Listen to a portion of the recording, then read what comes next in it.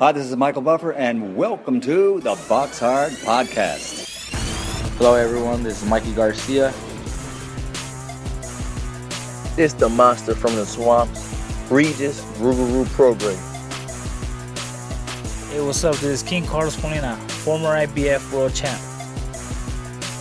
This is Michael, the Bounty Hunter, 2012 Olympian and your people's champ. This is Charlie Edwards, flyweight champion of the world. This is Fast Eddie Chambers, and you're listening to the BoxHard Podcast with my main man, Joey Coastman. Hello everybody and welcome to episode 351 of the BoxHard Podcast. I'm your host Joey Coastman. I'm joined as ever by former heavyweight world title challenger Mr. Fast Eddie Chambers. Eddie, how you doing this week, my man? I'm doing good, my man. How about you? Always good when speaking with you, Eddie. We're going to dive straight into the review part of the show. Only two cards to go over from last week. Let's start with this one. It took place on Saturday. It was kind of like midday UK time, but obviously evening in Australia at the Gold Coast Convention Centre in Broadbeach, Queensland, Australia. Over here, a complete and utter shock. The main event, Maris Briedis, now 28-2, dethroned over 12 rounds unanimously against Jai Opetaia, who's now 22-0, and he's now the new IBF Cruiserweight World Champion. Very wide in the end for Jai Opetaia. 8 rounds to 4 twice and 7 rounds to 5 on the other card. So unanimous and quite clear. I didn't give Opetaia a chance in hell, and I have to hold my hands up and say I was totally wrong. I hadn't seen him fight as a pro. I know he went to, I think, one of the Olympic Games and went out in his first fight. So I just didn't think there was much to him. But he showed a good chin. He had a broken jaw, I believe, in 2 places. His mouth at the end of the fight was just forced open, like he couldn't close his mouth. It was wide open, and the uppercuts were just, oh man, honestly, I think the police were getting ready to arrest Briedis for how much damage he was doing to the guy's jaw. But Briedis tried to kind of go for it late on, and he was trailing massively in the fight. He was cut early on as well, Briedis, and I think maybe if there was a 13th and 14th round, then perhaps Briedis could have done something, but no, he seemed to leave it too late.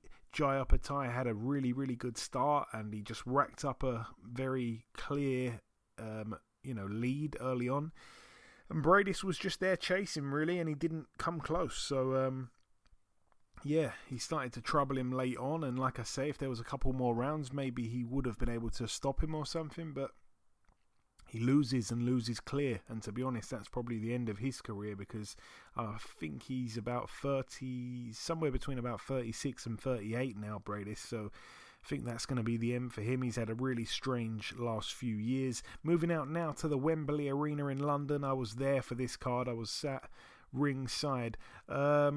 Let's talk about the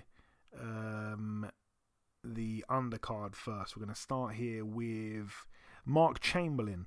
He racked up another win. He's now 11-0, a unanimous decision over 10 against Mark Vidal, who took a real hiding, to be totally honest. Mark Vidal lost every single round. He's now 13-3 with 5 draws. It was for the vacant IBF European lightweight title. Chamberlain absolutely battered him, to be totally honest. It wasn't even close.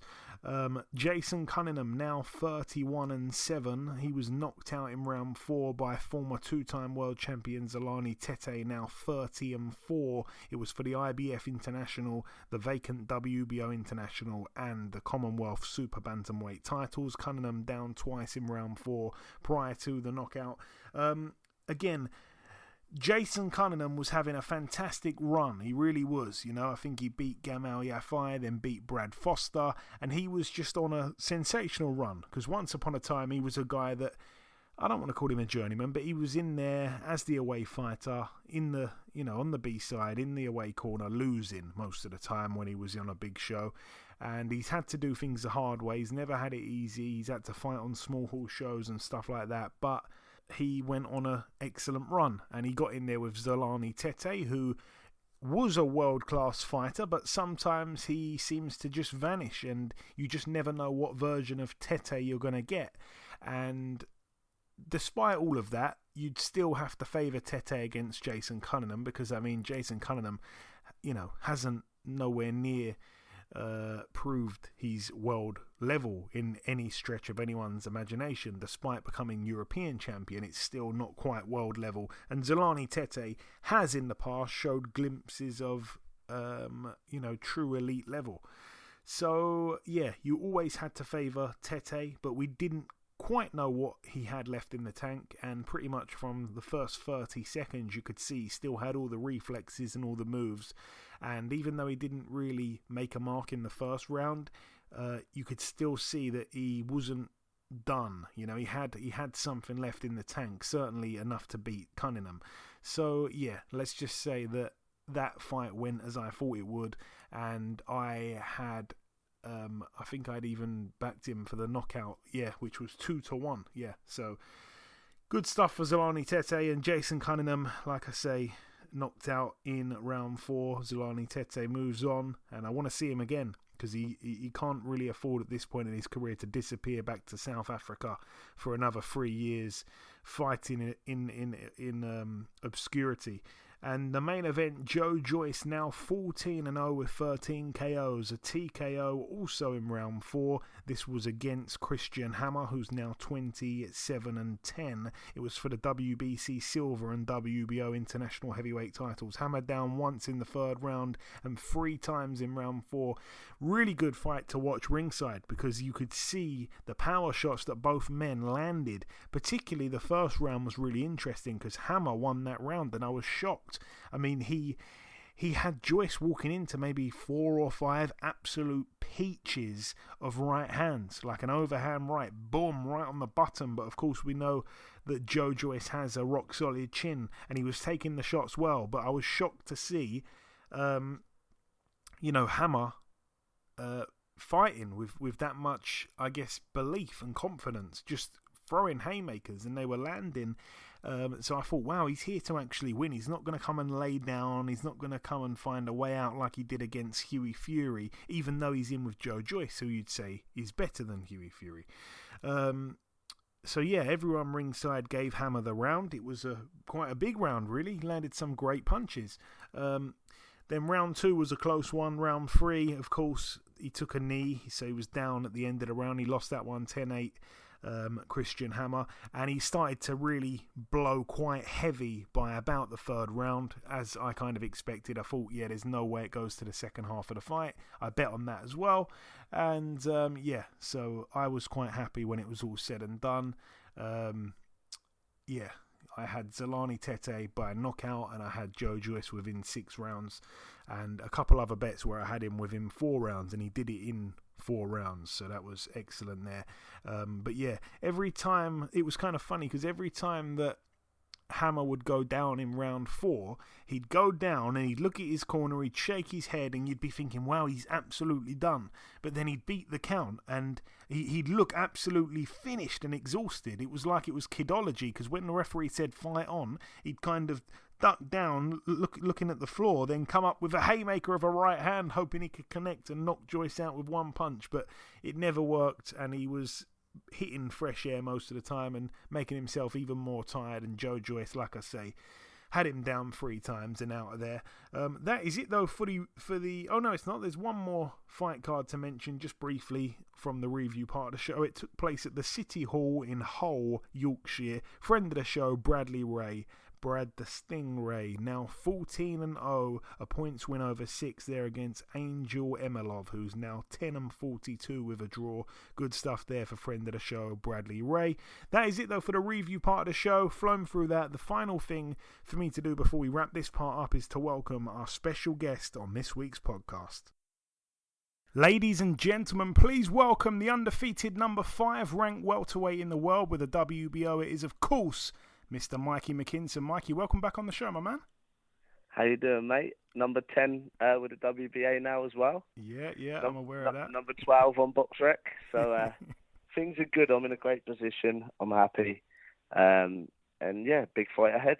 Absolutely, man. It's good to have you back on. So we last spoke back in August of last year. It was the week after you'd beaten Ranowski in Eddie Hearn's back garden. Since then, it's been, I guess, a little bit of a roller coaster, really. I guess that's probably an understatement.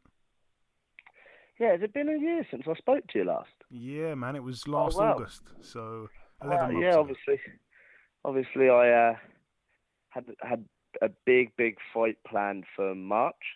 Found out in November, so 4 months preparation for that. It got to fight weeks. We went to America, got to fight week, and obviously Ortiz got rhabdomyosis and had to withdraw. But nonetheless, we still got to fight in America. We beat a good opponent in Alex Martin in LA in March. Got paid very well for it, and still got to be I think I'm the first professional from my city ever to fight in the States. So yeah, things are good, and we got the fight rescheduled. So looking forward to August 6th. And just I do want to briefly touch on that March 19th date in LA. Obviously, you mentioned it. The fight gets pushed back due to the medical diagnosis on Ortiz's side. Alex Martin, you won unanimously over 10, but I think it wasn't your greatest performance. A lot of people online were very critical.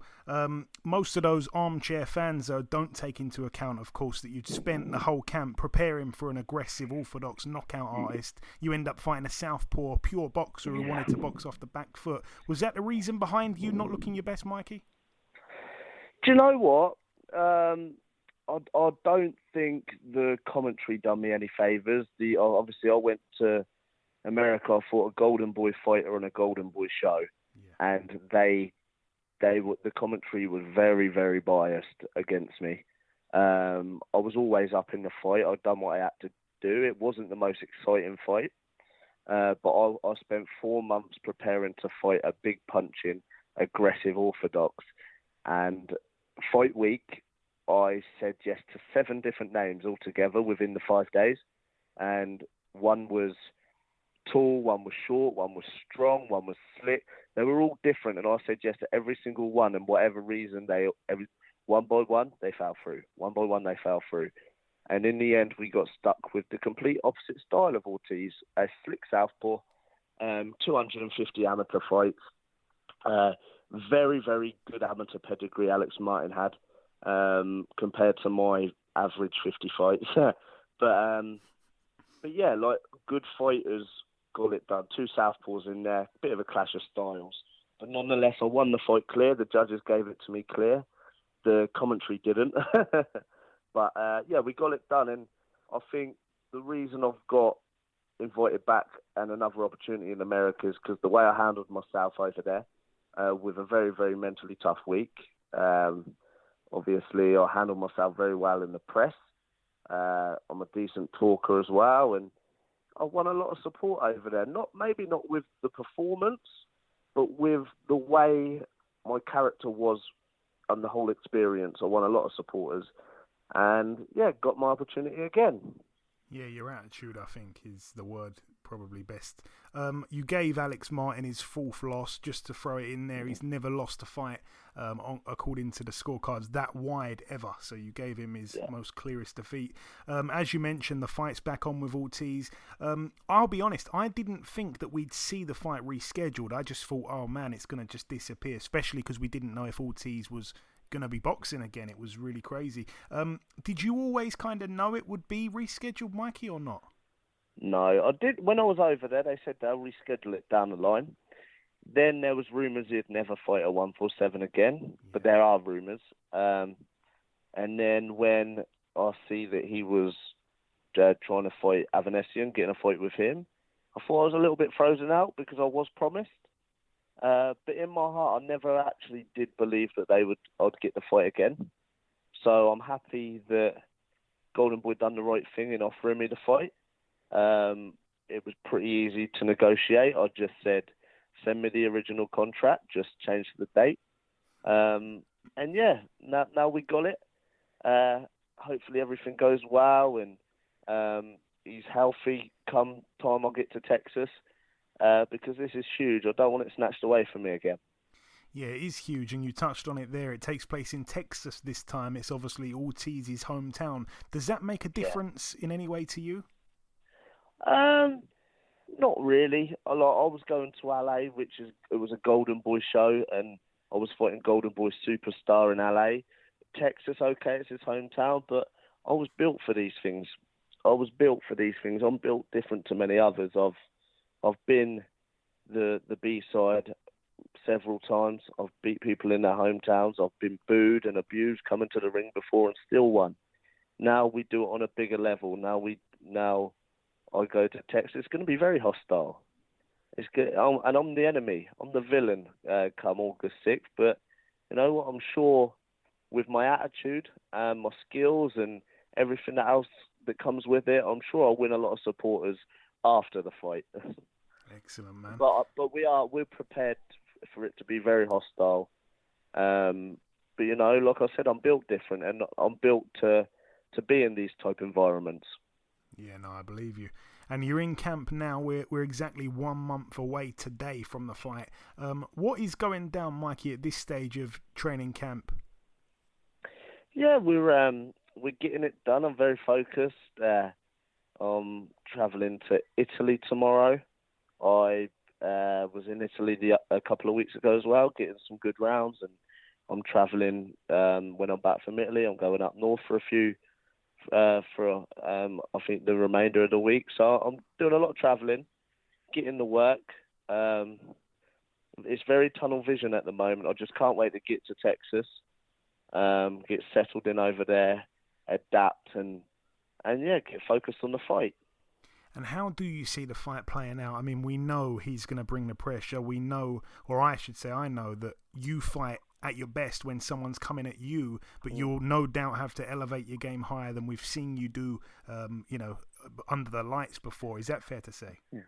Yeah, and I'm glad you touched on that. I'll perform better when someone's coming at me. And you look at my last 3 fights, I haven't been able to fight like that because I've had to be the one forcing it with Congo.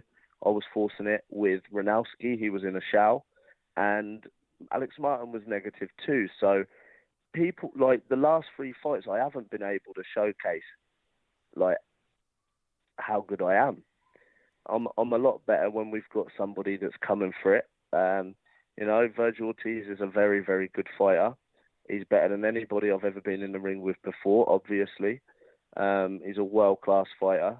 But, he's shown vulnerabilities, and it's not an impossible task. If anyone can exploit things he does, it's definitely me and my style. Like, yeah, we know how tough this fight is, but you've got to think, by the time August 6th comes, Vergil Ortiz would have been out of the ring for 51 weeks. For a young guy with a lot of momentum and a lot of hype, just to have that snatched away for nearly a whole year is tough. And he's having essentially his comeback fight against somebody that's slick, somebody who's very awkward, and somebody who's very smart, and somebody that has never tasted defeat. He's never been in the ring with anyone that's never tasted defeat, So I'm going to bring all sorts of problems to Ortiz. And like I said before, it's not an impossible task. I really do believe in myself. And yeah, this is huge for me, everyone around me. And I really do believe I can do it. And I just want to say this real quickly because it could go in a different area. I just want to say I remember watching you. I think I've said this a million times to you, but when I was ringside and saw you fight Sammy McNess, that was the fight I thought, wow, this kid is talented. And of course, that was a fight where he came to you, and honestly, you looked unbelievable that night there. That was what made me a big fan of yours. Moving on to my next question. Ortiz, obviously ranked number 1 with the WBA, WBC, WBO. His world title shot is imminent, you'd have to say. Taking a fight against someone as difficult of an opponent as you are for him is very risky. It is a comeback kind of thing, like you said. Does the winner fight for a world title in their next fight, pretty much? Yeah, they've got to, really. I know the belts are held up at the moment and stuff, but like, when I beat Ortiz, there'll be nothing else I'm looking at. Do you know what I mean? I don't look past August 6th. This is my world title. Yeah. This is my world title. I'm a big underdog.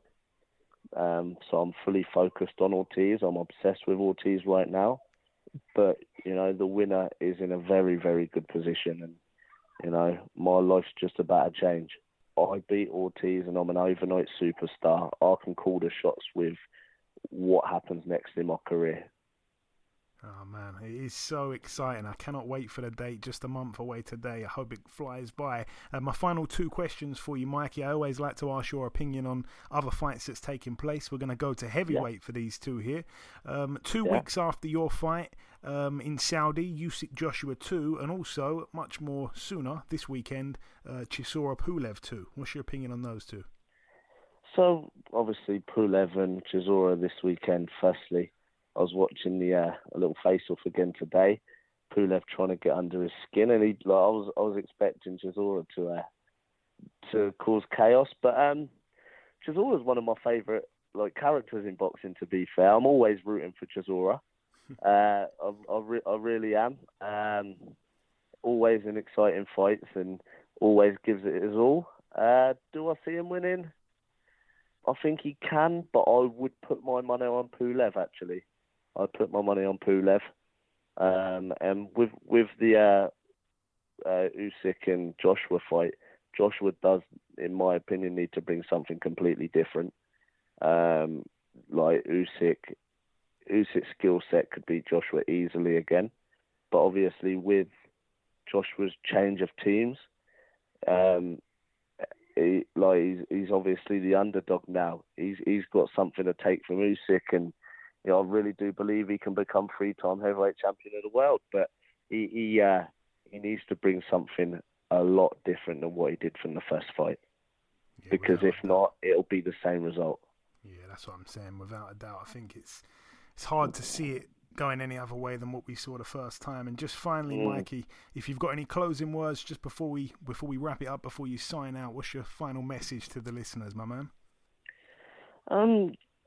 Just don't sleep on McKinson. There's been many times before that people have wrote me off in my career. I can name 6-7 times people have wrote me off, and every single time I prove people wrong with a smile on my face.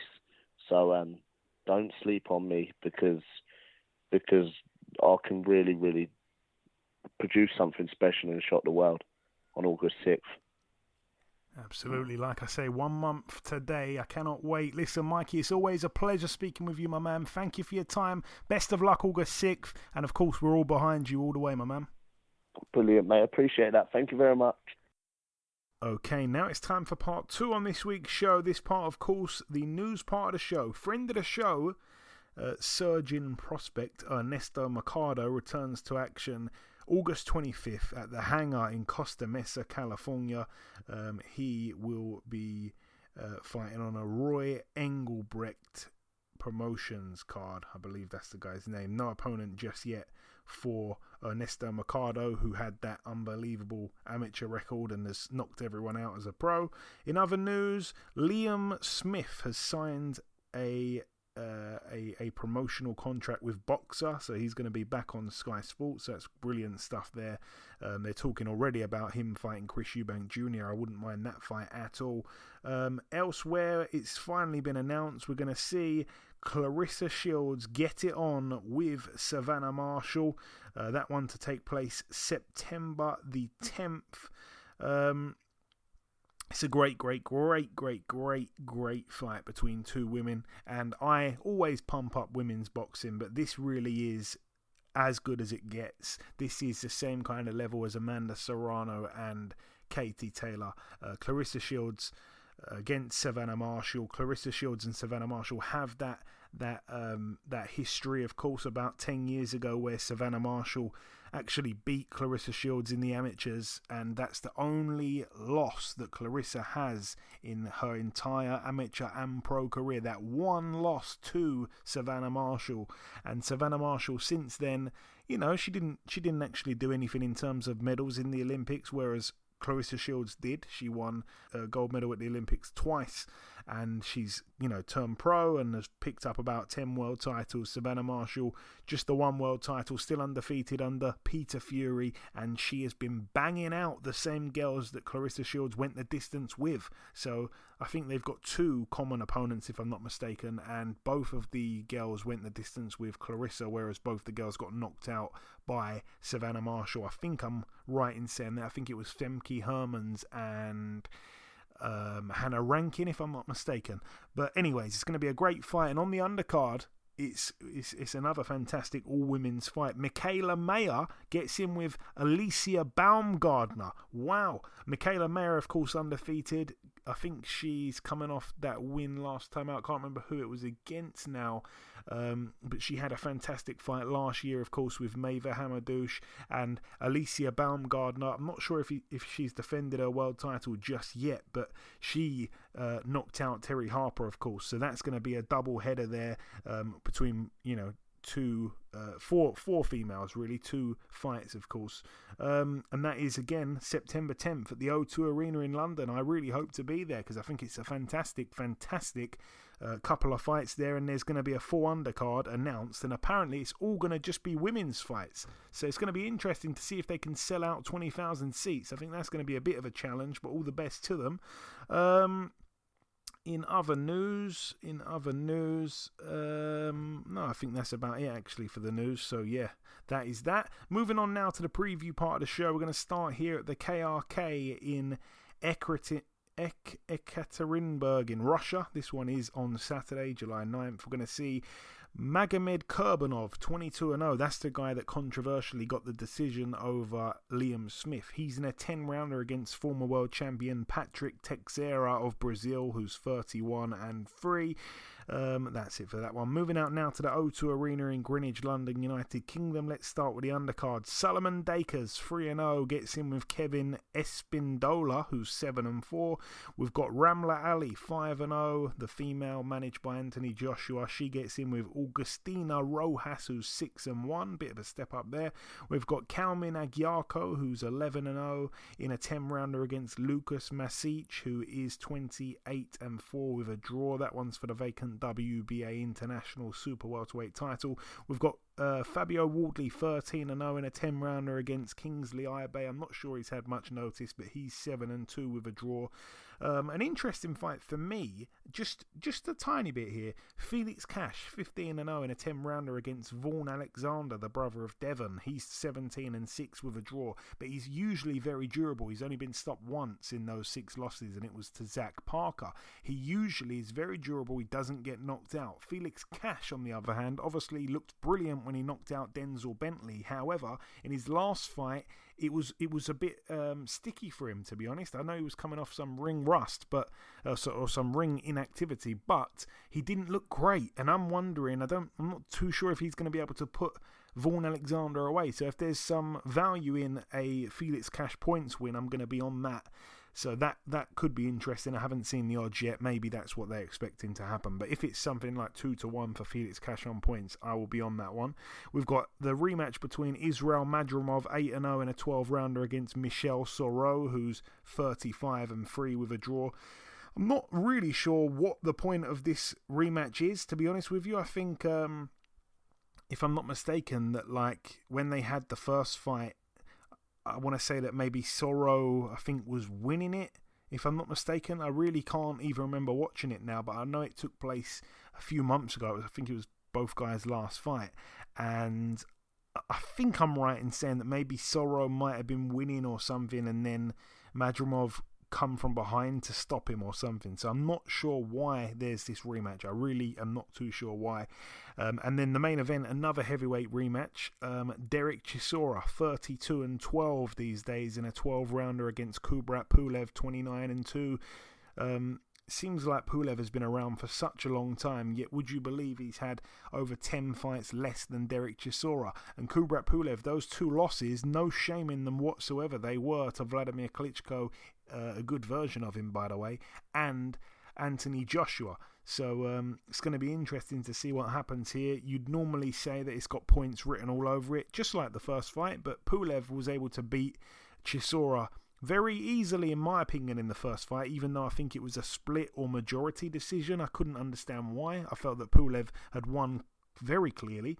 And I'm just not too sure who's got the most left in the tank. I think that's what it really comes down to. However, Pulev looked quite good last time out when he beat Jerry Forrest, and Chisora looked awful when he was getting dropped by Joseph Parker with shots that didn't even look like much. So it seems like his punch resistance has just disappeared. So yeah, I'm not sure what's going to happen, but I guess, I mean, if Chisora can't take a punch anymore, then Pulev's going to probably even stop him. But I think my money would probably be on for the fight to go the distance, but I'm not sure who's going to win because the crowd's going to be there for Chisora. Chisora can outwork Pulev if he really turns up for it, but I'm not sure if he can turn up for fights anymore based off of what we saw last time out against Parker. It was shocking.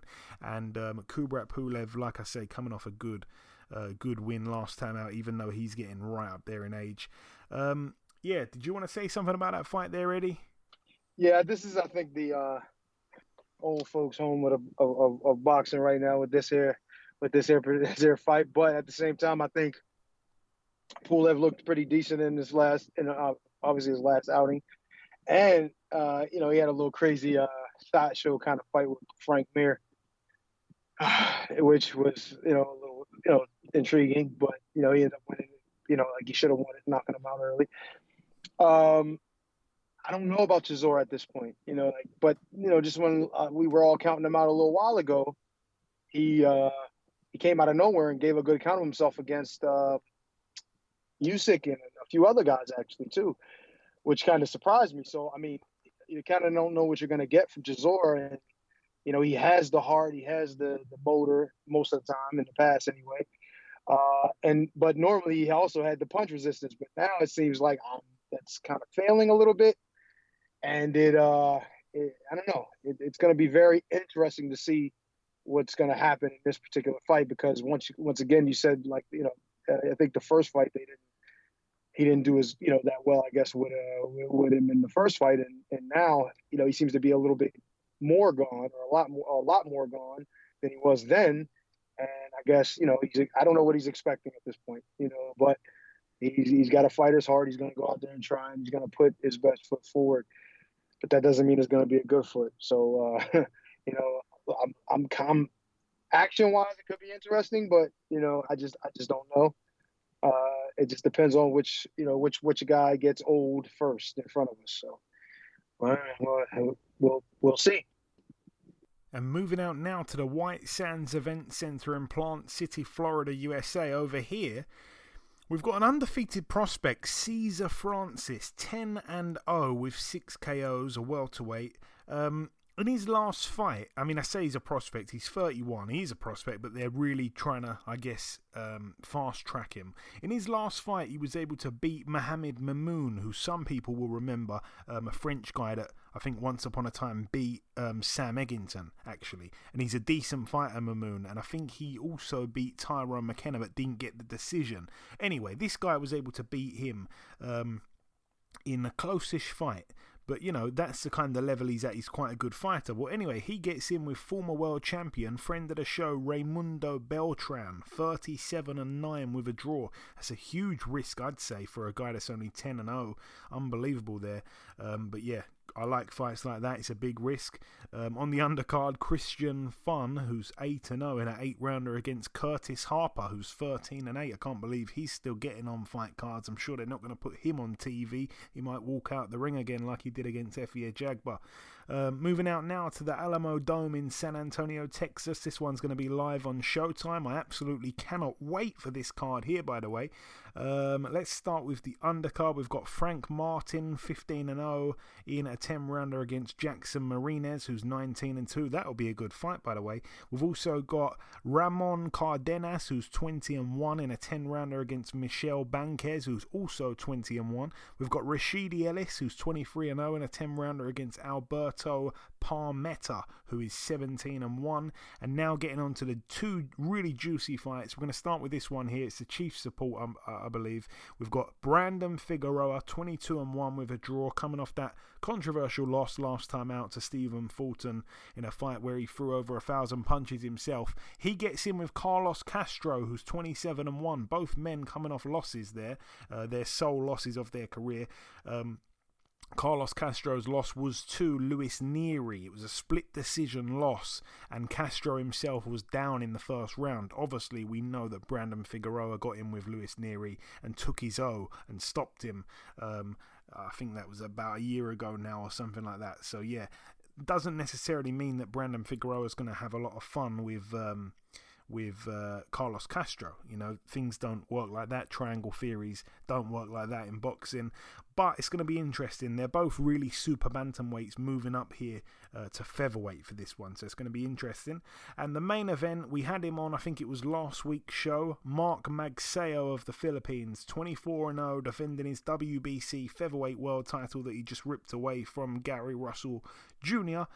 He gets in with Ray Vargas, who in some ways I guess is a bit of a forgotten man because the guy is 35-0, but no one's been really talking about him, and the reason why they haven't been talking about him is because he's been quite inactive. He's only had one fight in the last 3 years, and 3 years ago he was a world champion. He defended his title. I'm not sure what kept him out of the ring, because he boxed in July of 2019. That was the last fight he had as a world champion, and he won the fight. And then he was out the ring for about maybe just under 2.5 years, and he wasn't a world champion anymore. So I'm not sure what happened there, and I think he moved up in weight as well. So I don't know what kept him out for so long, but he's still a really good fighter. So yeah, like I say, this one is at featherweight.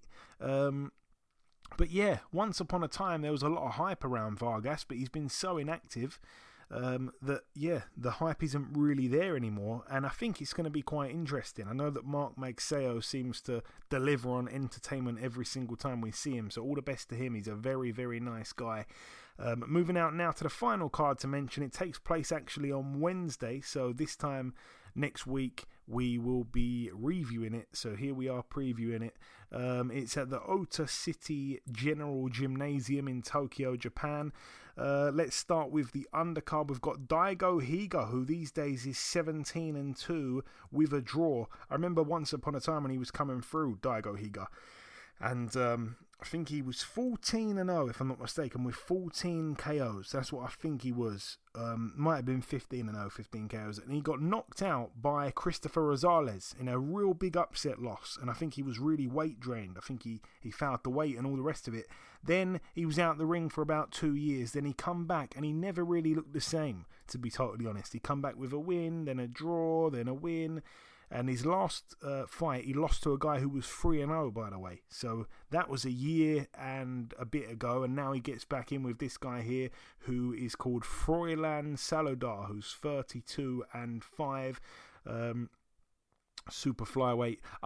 This is the guy. Okay, this is the guy that lost in December, just gone, to Andrew Maloney. Okay, interesting. But yeah, once upon a time, Daigo Higa was this killer coming through, and you know, he's a world champion and all the rest of it. And yeah, it's crazy because he is another guy that's, you know, his career's just disappeared really so rapidly. But yeah, still a really exciting fighter. He's had 20 fights. Remember, the guy's only a super flyweight or whatever. The guy has had 20 fights. Only 2 of them have gone the distance.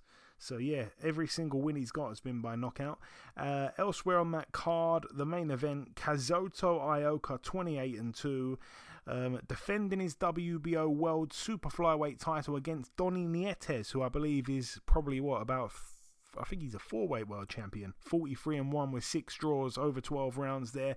Yeah, it's a good fight. Donny Nietes at this point in his career, I don't know what he's got left. Has he got enough left to beat Ioka? Possibly. It's going to be good. It's going to be good in Tokyo. But anyway, that is it for the preview part of the show.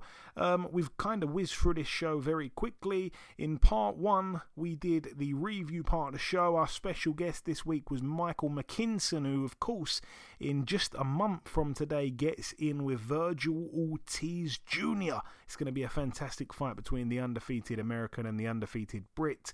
Of course, I'm pulling for my man, Mikey McKinson. And then in part 2. We started it with the news part of the show. We wrapped it up with the preview part. The final thing for me to do is to come in with the outro, which I'll do in just a few seconds. Okay, and this wraps up episode 351 of the BoxHard Podcast. I've been your host, Joey Coastman. Eddie Chambers has been with me for the duration of the show. A special thank you to our special guest, the undefeated welterweight contender Mikey McKinson. Just a month now till he gets in Texas against Vergil Ortiz Jr. The biggest thanks of all, though, goes out to you, the listeners. But that's about everything from myself. Enjoy your weekends, people. Stay safe, and we shall see you all again next week.